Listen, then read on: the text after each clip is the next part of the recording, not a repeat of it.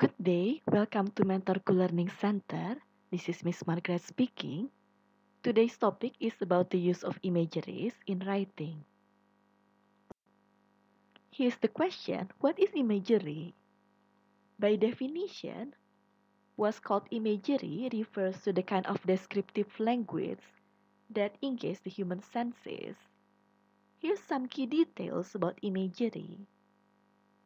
What we call imagery appeals to all five senses, namely sight, hearing, taste, touch, and smell. Imagery also often employs figurative language such as metaphors, similes, and personification. For example, on describing how cold the temperature is, you may say that it's cold as ice.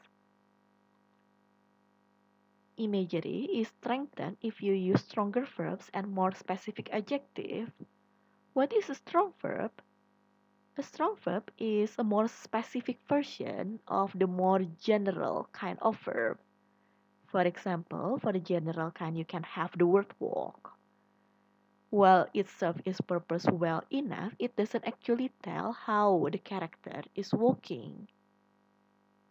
If you use the word stroll instead, you get the impression that the character is walking leisurely. For specific adjective, let's say that you have a heroine in a romance novel which you would like to describe. You're not going to say simply that she has yellow hair. It's more likely that the writer will use words such as golden or sunbright for stronger positive connotation.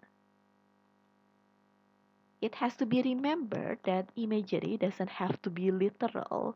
It can be also figurative, meaning that it's representative of something else. Okay, for example, some people often say that victory is sweet and defeat is bitter. Okay, that would be imagery of taste. Okay, certainly it's not that you can actually taste literally victory or defeat. Okay, but it does serve to give stronger impression that um, victory itself is something that is desirable.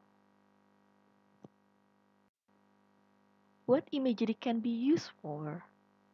Well, writers use imagery for a wide variety of reasons. It can be used for literally almost any kind of writing except perhaps formal letters. Imagery allows the reader to see and feel what's actually going on in the story. There is a greater connection between the writer and the reader. Without it, books tend to be a lot more dry and dull.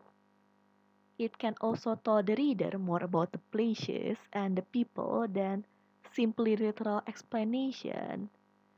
Okay, for example, let's say that you have a character that is really untidy and careless about her possession.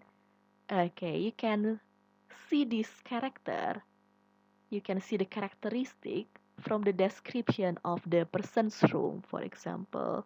When you see things scattering on the ground, okay, and perhaps the piles of magazine in odd corners.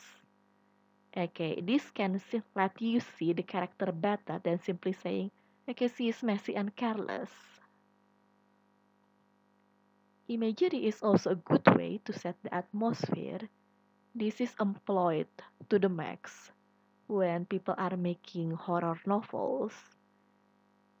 It's good to give indication that there is something terrible just hanging around the corner. Okay, certainly without imagery, horror novels are not going to be half as scary. Okay, it can also be used, as mentioned previously, to hint incoming event or a revelation. Okay, so for example, if you're going to into a haunted house and the haunted house is dark, okay, so description of sounds can make the reader imagine that there is an attacker somewhere where the reader cannot see it, as you say. It can also be used to symbolize the theme of the story. For example, the story of the Pearl from John Steinbeck places quite an emphasis on the description of the beach and the town where the main character lives. There is an emphasis of how Fata Morgana, that's to say, makes people in that area do not believe in appearance. And because of what's going on the story, the reader will find out later that what looks like fortune may not actually be that fortunate.